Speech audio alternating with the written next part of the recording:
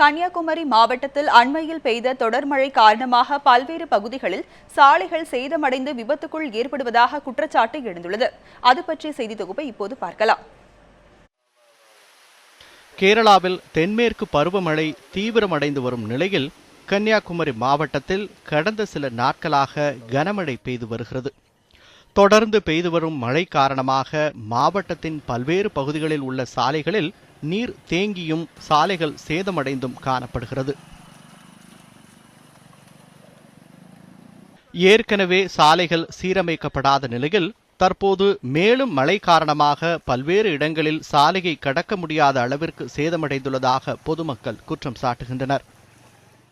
நடந்து போக முடியாது, வண்டியிலே போக முடியாத நிலைமை இருக்கு. இந்த மாதிரி தான் அந்த பக்கமும் ரோடுகள் ரொம்ப மோசமான நிலையில இருக்கு.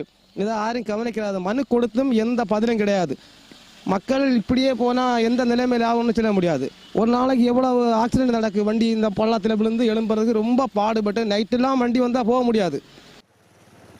குறிப்பாக நாகர்கோவில் திருவனந்தபுரம் தேசிய நெடுஞ்சாலை, திருவட்டாறு குளச்சல் சாலை, புதுக்கடை கொல்லங்கோடு மேற்கு கடற்கரை சாலை, குழித்துறை நித்திரவிளை சாலை ஆகியவை கடுமையாக சேதமடைந்துள்ளன.